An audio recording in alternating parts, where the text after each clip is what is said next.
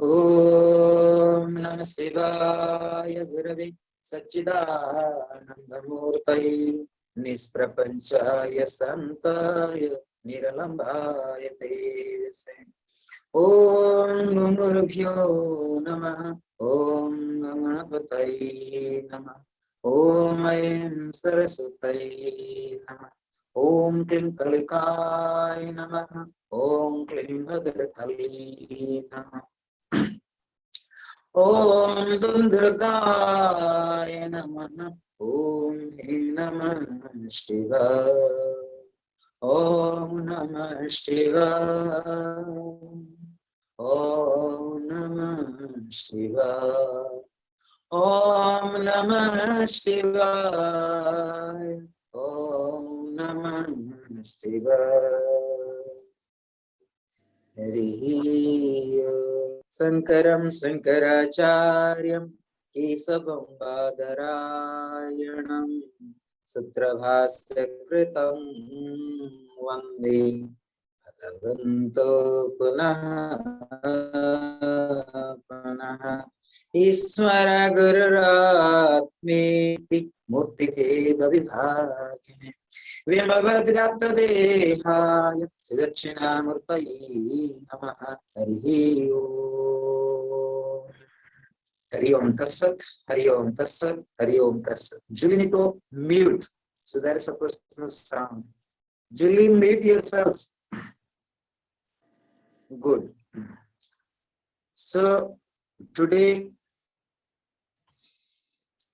we are going to study Pasupata Tantra Shastras. Pasupata Yoga or Pasupata Tantra. There's many kind of tantras like Bhikyanava Tantra, Rudrayamal Tantra, Kulonava Tantra, Pasupata Tantra, Prapanchasara Tantra, like Sri Yantra and also Sri Vidya, also Tantric science. So many kind of Tantric Vidyas. But among them, as per the Saivism, that's Shaktism. So Tantra has two parts, Shaktism and Saivism. Saivism or all kind of Tantra is known as Agama Sastras. It's revealed. It's revelation by the Lord Shiva. That means it is unknown to the common people or common yogis. The science of Tantra is taught by Lord Shiva itself. So, the Agam Shastra, the science of revelations, one can only experience and one can understand only by the transcendental consciousness. The transcendental consciousness, one can have it only once awakened the Kundalini Shakti, the Parasakti. So, through the Parasakti, the transcendental energy, only can lead to all the way to experience the unconsciousness, the divine consciousness. So therefore, the divine consciousness, the consciousness of Lord Shiva, the Vairava consciousness, and the Parasakti, the supreme energy, is not merely understanding through our intellects, through our buddhi, through our mana, the mind, or through this physical body, through the logical mind. It is not possible. If it is possible, then many scientists, many scholars, many intellectuals, they could understand the science of absolute. Then no need like Lord Buddha sitting on a tree to understand the higher consciousness. Like Gurudev Swami Shiva meditated so many years in order to experience that transcendental consciousness. If it is intellectual, then Paramahansa Ramakrishna, not spending his whole life to worship to Mother Kali and crying all the time. So when you are going to understand the higher, the transcendental consciousness of Lord Shiva, the Parasakti, we need to transcend our mind. It means it's not possible.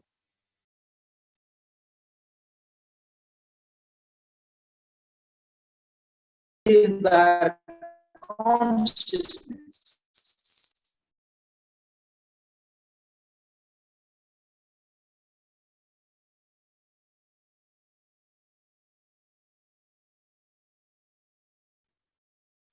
They have to choose the path of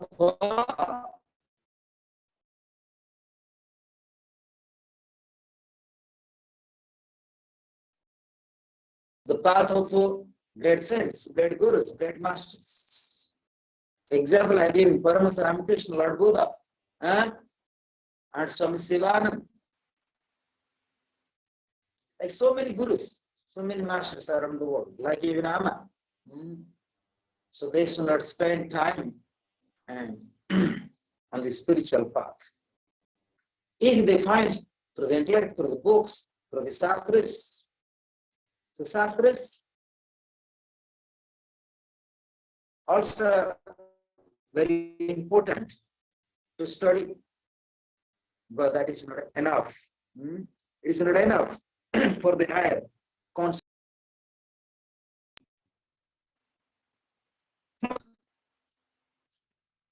Ladies, I'll go through the technique. So what is the technique?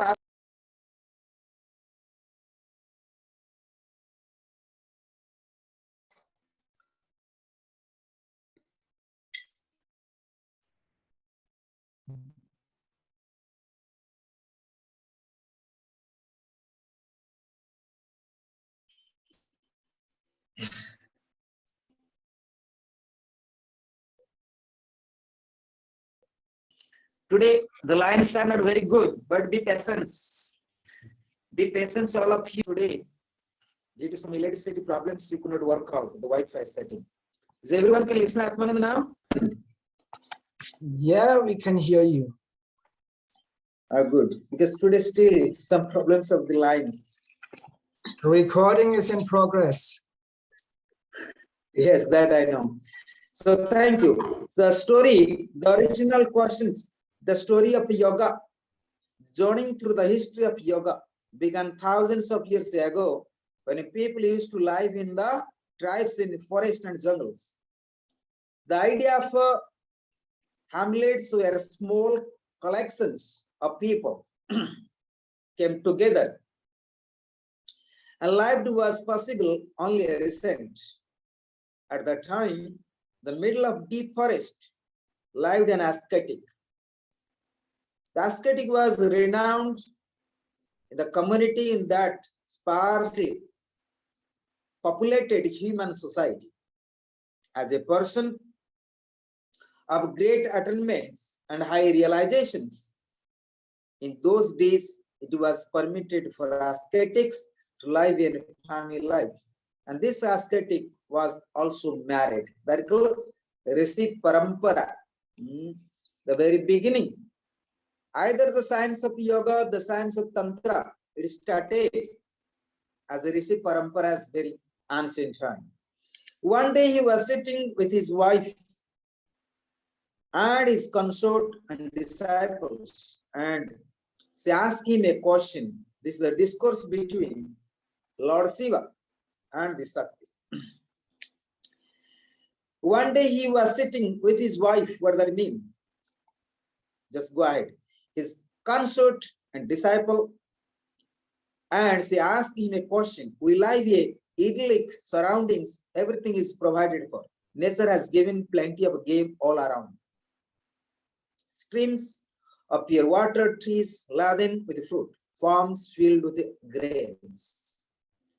There is prosperity everywhere. However, people do not identify with the prosperity. They identify with the sufferings. They seek pleasure and happiness, and their life passes in a quest for little things which will please their mind. The time passes trying to avoid suffering and pain, and nobody is able to be free of the sufferings. It seems that this is the law, this is the nature of creation. Is there a way by which one can overcome the pain and suffering and attain eternal peace, contentment, and fulfillment?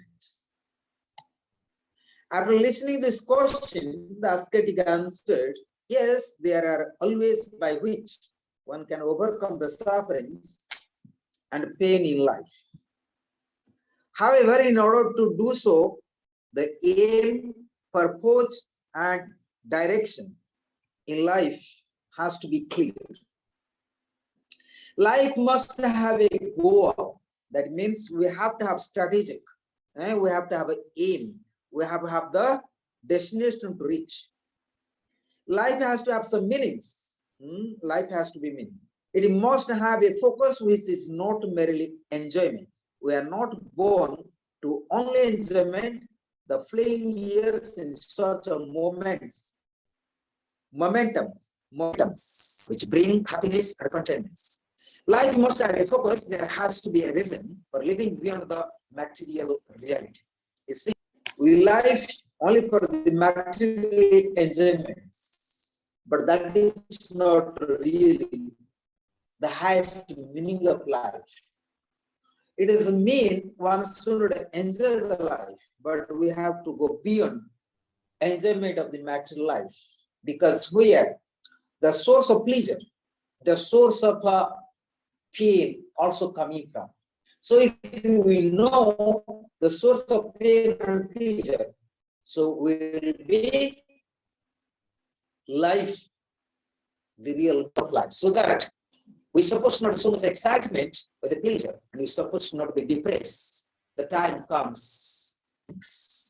So that is very, very important. So see now, ask, is there any predator-minded focus in life, or are human beings free to have their own goal and focus? The ascetic answered. The goal of every manifest life form is a predeterminate, just as nature is predetermined. How far they will go in their life is predetermined. How long they will live in predetermined. The number of times the breath will be inhaled and exhaled is predetermined, as the number of times the heart will be beat. Nobody will be able to take an extra breath after their predetermined last breath. There is a predetermined destiny for everything, and the same applies to human life. If one wants to create one's own destiny, or make a new destiny, then the attempt which such aspirants, students, or seekers need to make is to tune in to aid their predestined direction. To walk the predestined directions and not struggle against it. Just what the goal of life? Is there somebody who controls us, or are we free and independent units? We enjoy the world while we live. We die and take birth again and continue the process of seeking pleasure and enjoyment and avoiding sufferings. Very interesting question. And she asked further, who is asked? The consort, the disciple. Who? Actually to Lord Shiva. She asked, means a disciple or the consort. What is the goal of life? What is the aim of life? What is the meaning of life? Is there somebody who controls us? Or are we free and independent units? I repeat this. So please care. The world while we live, we die and take birth again and continue the process of seeking pleasure and enjoyment and avoiding sufferings. The ascetic answer, it means Lord Shiva. The goal of life is predetermined, and it is the predetermined nature that manifests in all life forms. A mango will not become a banana, and a banana will not become a strawberry. In the same manner, the nature and destiny of a human being will not change. The predestined human nature will carry the human being forward until their destiny is accomplished, fulfilled, or success, or succeed. However, the nature has locked out the knowledge of their destiny. Nobody can know what is destiny for them. She asked, again the disciple asked the concept. Why is it unknown to people? If it is predetermined, why it is unknown? If everything is predetermined, so why it should be unknown to the people? Why it is unknown? It is repeating the question again. Why is it unknown to people? If it is predetermined, why it is unknown? Why is it unknown? The ascetic answer. Ascetic, we must be clear. What is ascetic? The monk, and which realized the final enlightenments, the super consciousness, the unknown consciousness. If they know what is predestined, they will not strive to make any efforts, and they will not try to improve the quality of their life.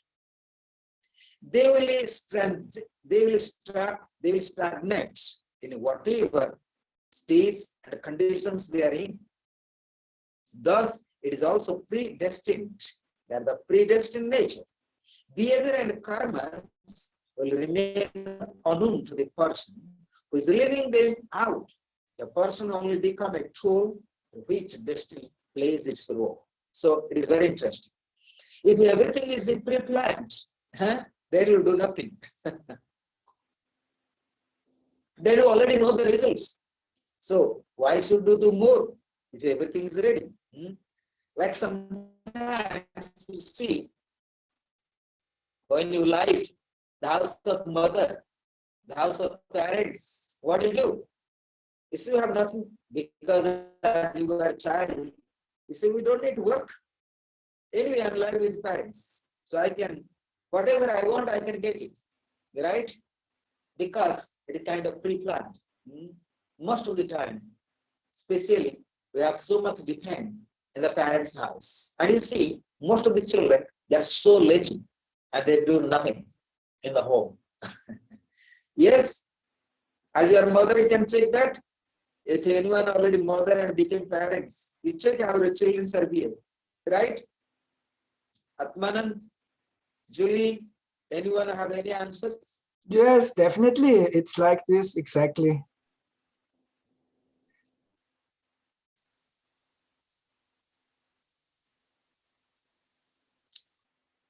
Okay, so I think I go on. She asked again, can you explain this is in a different way? What is our nature? How do we live our life in this world? And how can we find eternal satisfaction and overcome sufferings and pain in life? Again, Devi, it is actually discourse between the Lord Shiva and the Paradi Parasakti, because Pasupat Tantra also, Pasupata means Pasu, Pasu means animal, and whoever master of the animal skills is called Pasupati, Nath or Pasupati. So Pasupati Nath, like Lord Shiva in the Kathmandu in Nepal. So Lord Shiva is the overmaster of the all animal qualities, means who conquer and who live in the divine nature, who live in the divine consciousness. I shall go through this. Then again, she asked the disciple or the consort, can you explain this is in a different way? What is our nature? How do we live our life in this world? How can we find eternal satisfaction and overcome sufferings and pain in life? Dasha began a series of discourses in which he explained to his consort and disciple the nature of the universe. And he must notice that Mother Parvati, the Devi, the Parasakti, the Goddess, the Vairavi, same time see the consort as a partner, same time and see the disciple to learn both. She played so many roles with Lordship, with the Vairav. So therefore we see being a guru and disciple in the path of Tantra, path of Saivism, path of Shaktism is challenge. It is challenge. That already we have been studied. So not long time. So very difficult to have guru-disciple relationships and play the role of also consort. Not very easy. So Dasha began a series of discourses in which he explained to his consort and disciple the nature of the universe, life, divinity, the transcendental age, the causes of identification and bondage in the life, in aims to overcome them and become free to experience liberation. The consort, the conquerors, the questioners and student was Parvati. So now you clear that? So with the consort and with the disciple, with the student, with the question, is the Mother Parvati and the Sakti, the Parade, and who giving answers is the Lord Shiva.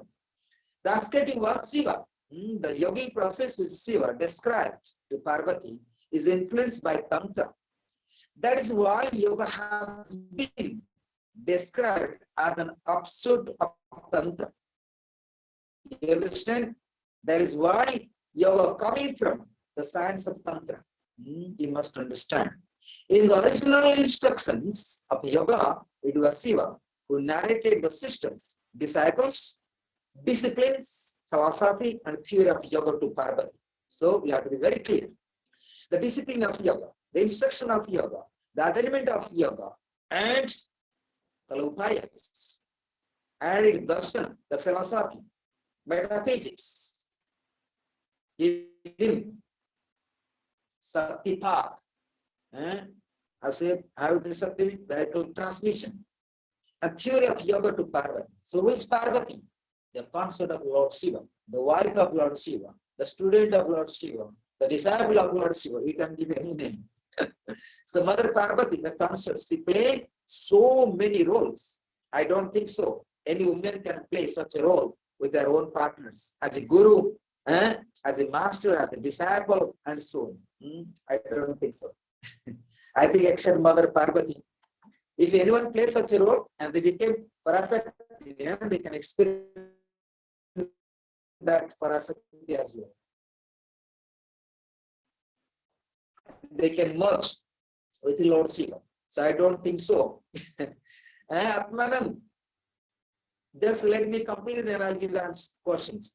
And Shiva was also the founder of the Tantras. Therefore, the yogic concepts propounded by Shiva are influenced by tantric theories.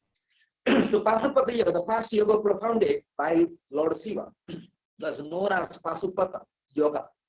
Not Hatha Yoga, not Raja Yoga, not Kundalini Yoga, not Karma Yoga, not Bhakti Yoga. The name was Pasupata Yoga, or the Pasupata Tantra Shastras. This original name of yoga describes the aim of yoga. Pasu means animal, and Pati means master, the husband, and so on. Therefore, it is the yoga in which one becomes aware of the relationships that exist between oneself and the divine in the form of slave and master. Slave and master, form of slave and master. So there are three concepts. One, the Pati, the master, the God Almighty, the master. Two, Pasu or the animal. In the individual, beings are animals. We are animals. The level of our performance and existence is more instinctive and less rational. Therefore, individual life forms are Pasus. Three, the tool with which the master controls the animals, which is a pasa, which means nose,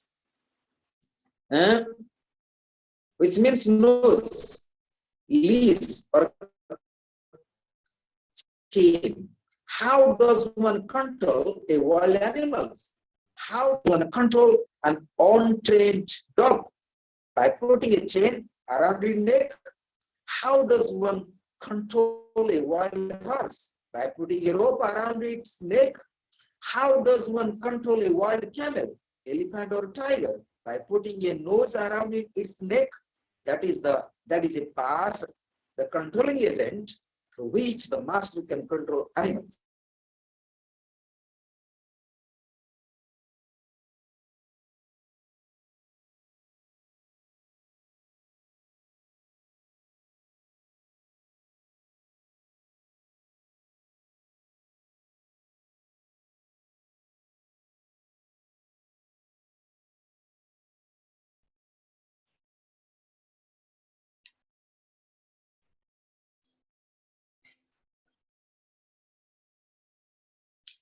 So I would like to ask you, all of you, what you understand now? Little bit, Atmanan. Yes, the Pasupata Tantra is part of the Dasha Gupta Sadhana, as I understand, and we haven't quite officially finished the Dasha Gupta Sadhana. And the Pasupata, as we explained, Pasu's animal and Patu is the master, and it's like the animal who is not in control of his senses and mind. And the master is about to control his disciple. And so it's some different consciousness or different concept of master-disciple relationship. Good. Maitreyi. Namaste, Swamiji. Namaste. I understand about Pashupata. It means my body, and it means I am animal. And Pata, I think it's divine consciousness or Shiva. He is aware and sitting in my center. And I would like to ask you how I have to practice asana by that topic.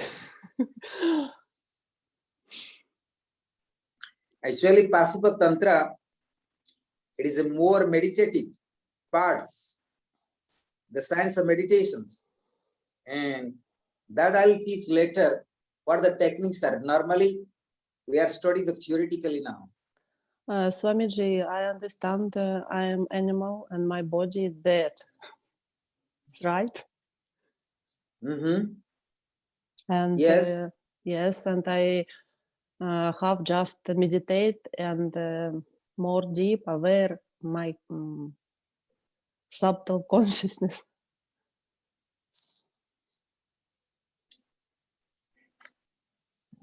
Actually, when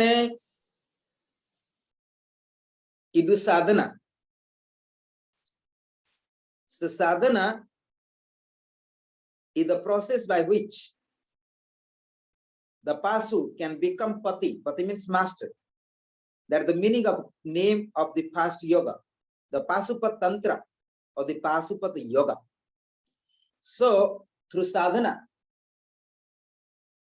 obtain the technique from the master, from the guru, and one can over mastery the qualities of the pasu, then only can be pati, can be master. And this is the meaning of name of the fast yoga or the Pasupat Tantra or the Pasupat Yoga. So it is very important what kind of techniques, what kind of guidance you get from the masters. So the attachment and attraction to a sense objects create different conditions of the mind. If two different colors are combined, they will give birth to a third color. In the same manner, when a sense object, which is external, combines with one's internal awareness of that sense object, it gives birth to a third condition in the mind, which is a desires, kamana, vasana. Imagine that you come into a room without knowledge of what the room contains. As your eyes go around the room, you see a beautiful, unique golden flowers in full bloom. That object is separate from you, but by entering the room and observing it, you suddenly become aware of it. By becoming aware of it, you have many different thoughts quickly about its beauty, grace, and nature. And suddenly a desire forms in your mind. I wish I could have it. So it is a like process of sadhana. And external object and personal awareness gives birth to a third factor, desire, the kamana, the vasana, the root cause of our sufferings and miseries. This desire then gives birth to the action, which can help fulfill the desire. The chain goes on. This is what must be reduced. As an increase in desire means an increase in britis, that we study the patterns of the mind in the Patanjali Sutra. Chitta, Britti, Nirodha Iti Yoga. The Britti is the root cause of our all sufferings and miseries. And once you continue the Brittis, it leads to the Chitta Suddhi. And then attainment Sabandhi takes place and understanding of our true self through the transcendental consciousness. A decrease in desire means a decrease in Brittis. Therefore, the disciplines and systems that evolved in a Pasupat Tantra guide an individual to realize the journey from being a Pasu to becoming the Pati. Pati means master, become enlightenment. By following a process and system which helps restrain and inner dissipations and provides greater focus to understand, manage, work with, and transform the effects of the interactions with the world that one goes through in life. Shiva explained to his first disciple his consort, Parvati, the Shakti, that is, in this conditioned life exists the philosophy, the possibility to experience the unconditioned existence. In order to experience that unconditioned existence, one must realize how one interacts with the world, with the mulabritis, the vikhepas, the distractions, the conditioning and distractions, and by which method. Vidhi. Vidhi means upaya. Vidhi means upaya. So, Lord Shiva teaching to Mother Parvati all kind of upayas, how to overmaster all the conditioning world, how to overmaster the distractions, how mastery of the sufferings. That means no sufferings. And one can come to state of balance in life and thus eradicate suffering and fame and experience happiness. This is how the concept of yoga originates. So you can understand that the Lord Shiva has the upaya, has the methods, the vidhi. Methods means upaya. Vidhi in Sanskrit, vidhi. In astrology, they say upaya. What kind of upayas? What kind of vidhi? What kind of methods? What kind of techniques need to learn so that one can able to coming out of all kind of sufferings, all kind of karma of sufferings in order to final liberations. How one can free and how one can eradicate, how can coming out of all sufferings and pain as well, and live in the peace and harmony. So this is the aim of the Pasupa Tantra Shastras. So Pasu means the animal, and Pati means Pasu, Pata, and Pati also. Pati means master, the Swami. So these are essence of today, and I would like to also speak in the future more, but today I would like to have 5 minutes silent meditations. Pasu is the, so when I say another translation, Pasu is the Jiva, like Jivatma, like you and me, like all beings. The individuals, why have the individual spirit been called Pasu? The scriptures say that there are 84,000 yonis, species, and the spirit has to go through all these states before it can acquire human birth. Could you imagine that? So when you are born as a human being, you are already passing through the 84,000 yonis. That means you have been taking rebirth 84,000, maybe more, who knows? But at least, so you are passing by through the 84,000 yonis. So it means, so you can understand, but same you, maybe you are born as a dog, you can born again, and dog again can be dog, again can be pig, again can be mosquitoes. But they're not counting, that is more yonis. There's dog one dog will be one yoni, or animal will be one yoni, and human will be one yoni. But when you take rebirth as a human being, you must go through this 84,000 yonis, the species. So interesting science. And it evolves by undergoing the experiences these life forms and finally acquires the state of a human being. So therefore, human being is a very spacious. There is only one speciality of human form, and that is what differentiates it from an animal. A human being processes intellect. A dog feels hungry, but is not aware that it is hungry. If a man feels hungry, he knows that he is hungry. Among the 84,000 species that exist, only humankind, the humankind or human being possesses intellect, knowledge, awareness. If this faculty is removed, a human being is as good as a animal, pasu. So therefore we call pasu. Human being can be pasu. If it's not aware, there's no viveka, there's no intellect, there's no knowledge, there's no awareness, there's no consciousness. So naturally it can be like a pasu, no difference. No difference. So therefore, viveka is very important. Say, hey, you have to have common sense. You don't have any common sense. You are behave like animal. You understand? You behave like a pasu. As a human being, we sometimes say that, oh, you behave like a pasu. You have no viveka. You have no common sense. So awakening of viveka is very important. Viveka, the descriptive knowledge leads to the humanity. Sometimes you ask, you are a human being, but you don't have little humanity. We say you don't have little humanity. We say manavikata. Manav hote hain. We speak in Hindi.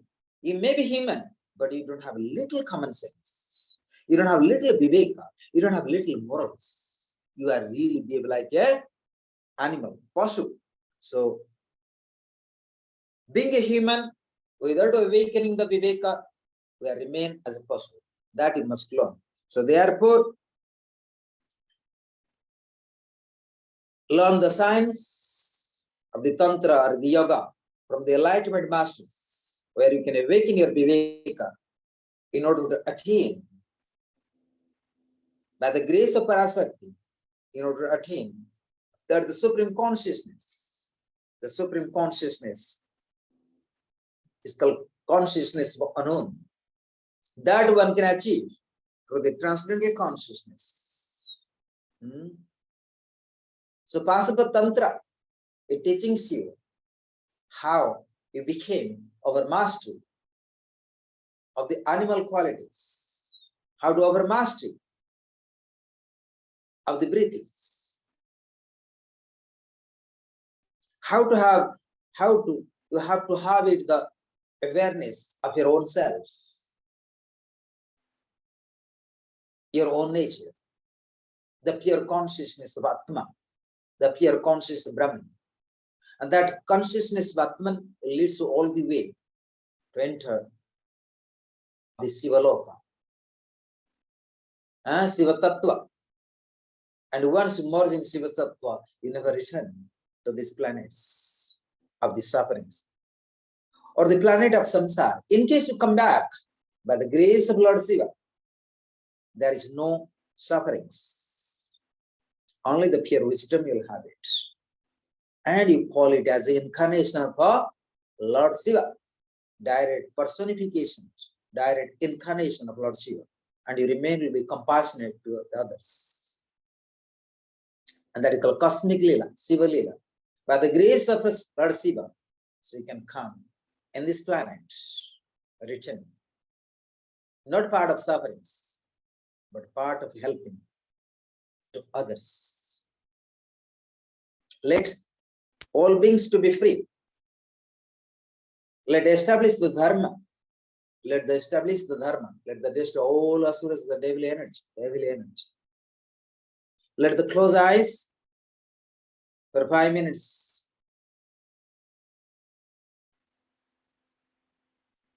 Or for 2-3 minutes. Please, eyes closed, gently. Sit down comfortably.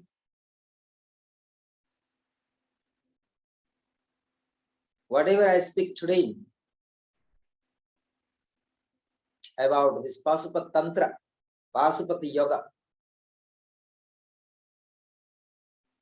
observe as a vibrations, as a waves within yourself. Let bring your whole attention on your breath and the entrance of the nostrils. Observe the whole body, observe silence within yourself.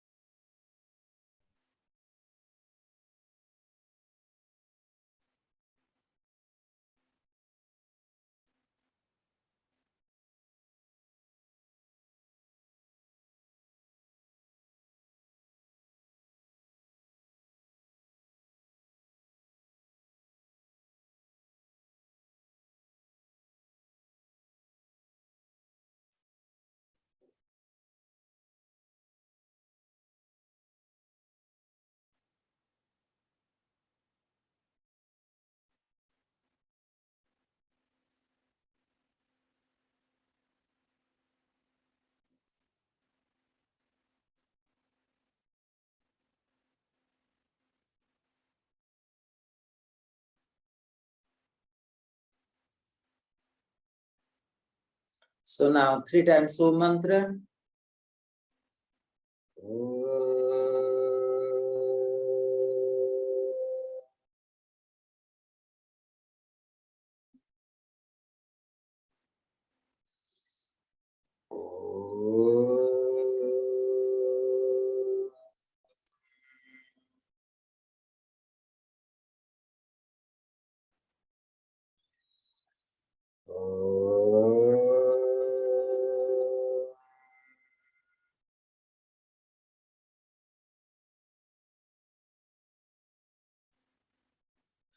Om Purnamadaha Purnamidam Purnat Purnamudachyate Purnasya Purnamadaya Purnameva Vashishyate.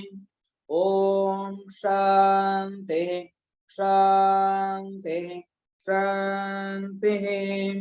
Om Gurubhyo Namaha Harihi Om. Sankaram Sangaracharyan Kesavam Badarayanam Satrabhasakritam Vande Bhagavantu Punaha Punaha Iswaragatmete Murti Veda Vibhagine Vyamavadvyata Dehaya Siddhachinamurtaye Namaha. Om Shanti Shanti Shanti. Harihi Om. Lokaha samastaha sukhino bhavantu. Lokaha samastaha sukhino bhavantu. Lokaha samastaha sukhino bhavantu. Lokaha samastaha sukhino bhavantu. Lokaha samastaha sukhino bhavantu. Om Shanti Shanti Shanti. Harihi Om. So, thanks to Lord Shiva, Mother Parvati, bless you all, and Gurudev Swami Sivanand and Adi Guru Shankaracharya, bless you all. Thank you.